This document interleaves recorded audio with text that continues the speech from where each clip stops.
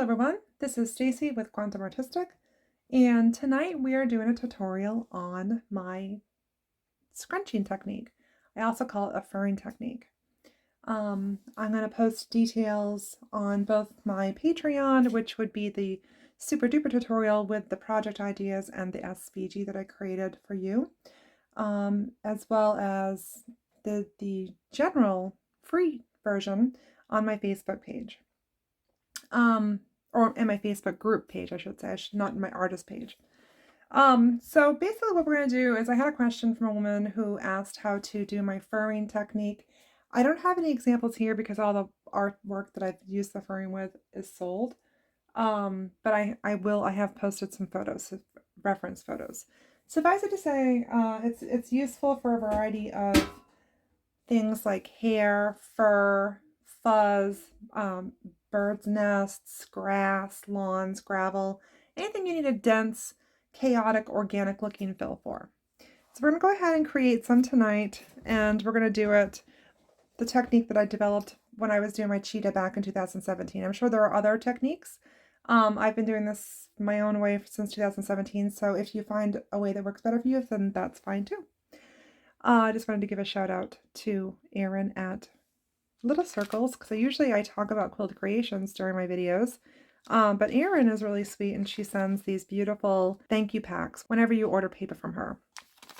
In this case, it's like green, ivory, I don't know what the middle, it's either dark blue or black, a kind of warm gray tone, and a maroon. So let's go ahead and tear the pack open, and let's begin.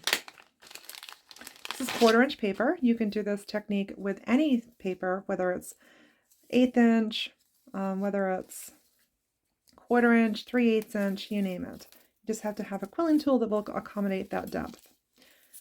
All right, we're going to go ahead and just set that there, just so you can stare at all the pretty colors. And this is the new quilling tool that I got off Amazon. It's actually an extra deep slotted tool. It will accommodate up to 10mm deep paper, so you see how much extra space I've got there. So I can use this with my 3/8 inch paper. It's got a really sturdy head on it, so I can really crank those quills and not worry about bending the tines. I like that. This was unplanned, but I also got these Sizzix tweezers, and I really like them because they just seem like these ends don't bend nearly as easily as some of the other fine tips tweezers that I get. So this is just a regular strip of paper. I'm going to go, and because it's got some kinks in it, see these kinks, I want to go ahead and just soften it so the curl is kind of the same throughout, and I want to get those little kinks out of it. I don't want to necessarily get it all super curled. I just want to make sure that it's uniform and that all the fibers are going the same direction. I don't want it to kind of bend up on me like that right there. All right, so my technique starts off as a beehive. I'm sure that if you've ever done quilling, you're probably familiar with the beehive shape. The beehive shape is just simply, I guess you're going to get 2 lessons tonight. You're going to get the beehive and my scrunchie. Also, please note that, and I'll try to link this too, there's another corresponding technique, which are my crinkle poppies, which make a beautiful organic poppy shape or a type of flower, and it starts off with this as well. So let's go ahead and start. There's a couple ways you can do it. You can either start right here at the very end, or you can move down, and I'm just going to go ahead and move down because I'm lazy. And I'll go ahead and bring this up here, and you just roll it forward a couple times. You step back, you roll it a couple times, you step back, and you roll it a couple times. Step back and roll. What it does is make a wave-like chain. Step back by about 1.5 centimeters and roll. The tighter you roll this, the closer you start, the smaller these little heads are. And the smaller the head quilling tool, the tinier these are going to be. I'm just using standard, but feel free to experiment on how many spins you do for each of the coils, how far down you start here, and the size of your quilling tool. So I do this a few times, like between 5 and 8 or 9 times, depending on how much material I want to work with, and then I cut it. And you end up with this It's like it's a wave shape and they're all connected. It's almost like crocheting, but with paper. It's pretty interesting.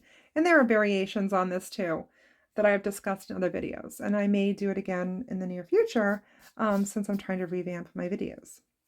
So I just kind of compress this into an area with my fingers that's, roughly circular. And then I go smush. And I move my fingers and I smush again. And I move my fingers and I smush again. And the goal is to get all of the little fur pieces kind of going in different directions. I don't want them all kind of shaped the same. And I want all, whoopsie, I want the curve all gone too. I want it to be spiky and like that. And that is the basis. Let me zoom in here. That is the basis of my fur technique. Now, that's the way that you do it if you want to start out. I can also show you some other ways you can do it that make it a little bit different. Let me go ahead and cue up a little area. I'm going to pretend that I'm filling in a section. I would recommend not doing more than 9 or 10 loops on this for the simple fact that it gets hard to manage all the paper. I'm just taking a piece of cardstock here, a cardstock 1/4 inch strip, and I'm going to make a shape to fill in. So supposing we've got a creature that maybe we're doing I don't know, an animal that has a perfectly round or almost round body part. It's so believable, huh? I'm just going to go ahead and grab some glue here. I'm going to put the glue right here in the corner because I don't feel like getting out a little dish to put it in. There we go. And just, I'm going to be kind of lazy and quick about this. I'm just going to dip this in like that. And then I'm going to just kind of make just a basic shape here. And I'm going to say, okay, well, we're going to do like a round creature, a round shape. We're filling in a round, like a bunny tail. Okay, pretend it's a bunny tail. We're just going to let this glue down and dry. I don't want it to move, so we're going to give it a few seconds. Okay, it looks like it's dried enough for what we're going to need to do. You can still see a little bit of glare of the glue there, but... So anyways, you go ahead and you create your first section, and you just take it and you dip it in the glue, like this. Make sure you get all the bottom coated. Don't go excessive, because if you go too excessive, your paper may start to warp from all the moisture.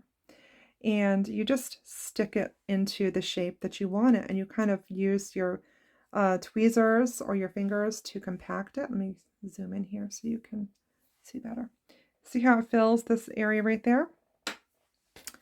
So now we have more to fill. We're going to go ahead and we're going to make another batch here. I'm going to zoom back out. And we're just going to do 1, 2, 3, 4, 5, 6, 7, 8. That gives me 8 loops. I'm going to go ahead and put it into a little area here. Squish, squish, squish, squish. I'm going to squish it all up and scrunch it all up. Make it look all chaotic and organic. Don't want it all looking the same. I'm just going to grab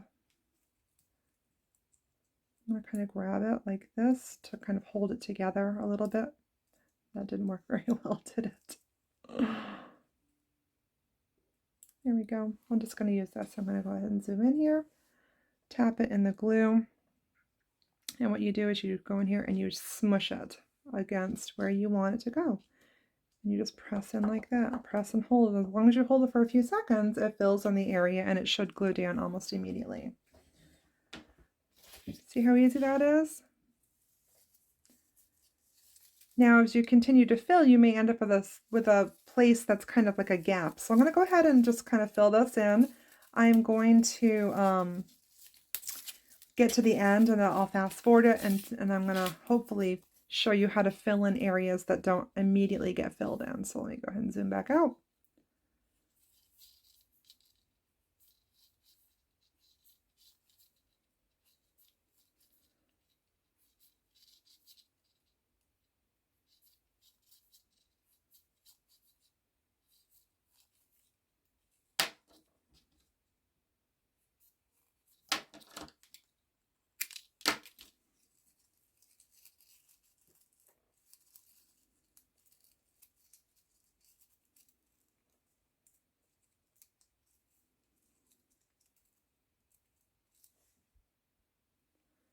I might also add that the force with which you scrunch determines how flattened out these go. If you just squeeze lightly, you may end up with a scrunch that has still a little bit of a circular shape, and that is, totally cool because everybody has different preferences, and the spot that you're filling in may have a different need.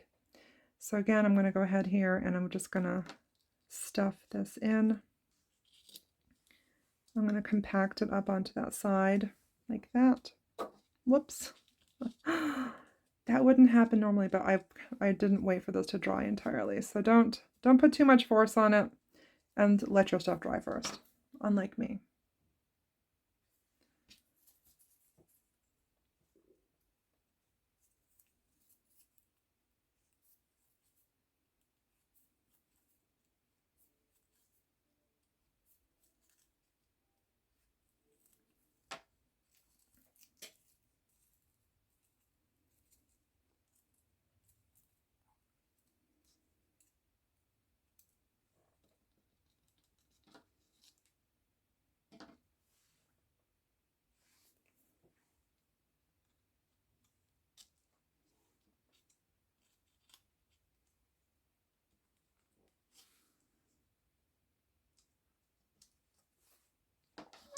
Okay, now you see that you got a little area in here that you need to fill in. And that can be, daunting to some people. They're like, oh no, how do I do that? Well, all you gotta do is just do a really small chain of beehive and you fill it in. So you kind of have to guess. I'm gonna guess that probably 3 to 4 chains will fit in here once it's compressed. If you're unsure, I would start with 2. You even can just do 1 chain. 1 chain squished makes like a little sharp oval, and you can just stick that down in holes that you've ended up with. So let me zoom back out. I'm just going to make 4 turns. So 1, 2, 3, 4. Go ahead and do this, snip it off. And I'm just going to go ahead and kind of squish it. You want to kind of be cognizant of the shape you want to fill in here. In this case, it's kind of like a J-ish or an L. So I'm just going to, I want to make it fit into that specific area. So I'm going to move this accordingly. Let me go ahead and zoom in. Go ahead and drag it through the glue. And then you can just come in here like this, and then you just stuff it into the space that it needs to be in. Look at that. Ta-da. Now you could also put a single one right in there. I'll show you how to do that. So just make a single beehive. It's just basically a couple twists. It makes just a single wave shape. I'm just going to kind of squeeze it into like a teardrop shape. We're going to go ahead and dip it in the glue, and then I'm just going to stick it into the space that's open. Isn't that cool? Fills it in. So that's how to do your fur. It makes great grass, it makes great trees, it makes great shrubs, it makes great backgrounds like along like a landscape. It makes great hair, it makes great bee bodies, insect bodies, anything fuzzy, bird's nests, you name it. I hope that that helped you out, and please watch the Crinkle Puppies tutorial, as that is a complementary technique that matches us very well. And if you have any questions, put it in the comments. Thanks so much. As promised, for my Patreon patrons, I have some extra material for this particular tutorial. The first thing I wanted to show you was a file that I've included with this particular tutorial, and it's going to help you make little samplers. Why do I do these sort of things? Because I like to create. I don't like to buy mats. I don't like to have to size things. It's a pain in the butt. So this file, it's called an 8x8 windowed SVG, and what it creates for you is this. Let me go ahead and separate it out. First, it gives you an 8x8 background, which you can cut out of whatever weight paper you have, and in my case, this is like a 300 GSM cardstock, so that cuts out exactly like that. The next part that cuts out is the window, and it fits over the background completely. But it has these 4 evenly spaced 2.375-inch windows. Why is this kind of interesting? Because when you're doing tutorials, you might want to whip something like this up because it's very, very inexpensive and it's very cool looking. And you can fit it into any of the Michaels frames, but you can put little samplers in here. So I told you I would give you some project ideas, and here they are. You could outline each of these spaces with a cardstock weight paper, and then you could fill them in with the following. You could do a giraffe print, leopard print, you could do cheetah print, and you could do zebra print. You could do 4 different sections of cow print, like a Holstein or whatever, in different colors and different patterns. You could do 4 little patches of grass on the bottom of each of these windows, and then make a different little flower coming off each one. You could do birds' nests, etc. There's a lot of cool little projects that you could do with this windowed pattern, and it's free to you. So the next part is, so we've got the windows for your project area because you're going to work directly onto your cardstock background. And then this is a mat. It's a fake mat, and it's an alternative to buying mats. So it's just a piece of Cricut cardstock that's sized to fit directly over the 8x8, and it comes in it gives you a 5.5-inch opening, and all of these are measured out to a 1/4 inch, which is the perfect amount of white space for a small project like this. So feel free to use the SVG that I've given you. I'd love to see pictures of samplers that you've made. Oh, the other sampler that I thought of too would be to just do the scrunch or the fur technique in all kinds of patchwork colors. So you're just going to fill each of this, outline it with cardstock so you have some borders to work inside of. And then fill them with all kinds of scrap paper colors. You might have all kinds of these packs from Erin, or you might have a scrap box like I do. Fill it in, make a patchwork scrunch quilt or windowed thing. I'd love to see it. Post it in the comments. Now, let me go ahead and finish the tutorial. I'm going to show you a couple other techniques that you can do when you're scrunching to make your fill look unique and interesting. Okay, so here's your bonus content. The technique that we did before with the furring technique, you just take regular paper and you use a beehive and you whip it through, scrunch it up and stick in your paper. If you want some added texture, you can use a crimper. In this case, you would just pick the crimping size you want. I'm going to go ahead and use a fine crimp. Bring your paper through it.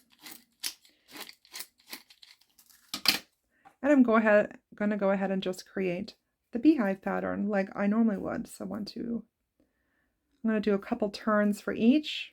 I'm going down by about 1 centimeter each turn to make a fairly small head. This is just going to give your your fur pattern a little bit of extra texture so you don't have to scrunch it quite as hard. This is what the finished beehive looks like when it's all scrunched, or when it's all thing, and then see that? It just gives it a little tiny bit of extra texture. Let me go ahead and see if that shows up for you. It looks very, very organic, and it has just a hint of extra texture. So that is one thing you can do. The other thing you can do to make it more interesting, I'm going to go ahead and snap a new piece off. You can vary the direction of your beehive. So you can start your beehive out going forward. I'm twisting forward clockwise, and you can just go a couple of clockwise, and then you can switch it up and you can actually go backwards. So I'm going counterclockwise, and see how it changes that. I'm going to go on, I'll go backwards here, and I'm going to go forward by a couple. This is the basis of my crinkle poppy technique, where you vary the direction of your beehives to alter how the poppy looks, so that all the troughs and all of the high points and low points aren't matching when you mush it all together. So this right here gives us just a little bit different look with the beehive. Instead of having a consistent forward moving wave, we have some that kind of block off here, and then you can just go ahead and scrunch it like this. Sometimes this makes it a little bit easier to work with, sometimes it doesn't. It doesn't really hugely alter the end result, but sometimes it can help keep the little grasses or fur sections going in all kinds of different organic directions, which is kind of nice. Again, you can also use the forward back technique when you're with your crimped paper, like that. So anyways, I hope that this tutorial was helpful. I know it's kind of brief. Let me go zoom out here. But go ahead and take your creations. See, this is the start. You could do this like, you could do little grasses like this. A little clump of grass. And then you can add a little flower on each of the areas. What do you think? Put a little tulip, or like you could do a daisy with different colors in each block. So anyways, you do the projects you want. I hope that this tutorial was helpful. I have the beta starting in May. I'll probably launch the first video, which will be the prep video on May 1st, but it's going to take me, a few days to get all the other ones going because it's a pretty big project. The beta PDF tutorial should launch in June, and the Luna Moth PDF should launch in May, but probably towards the end. Thank you for following. I appreciate your patronage. And if you have any suggestions, questions, comments, or if you have anything that you'd like me to cover, please feel free to message me directly or comment. Thanks so much.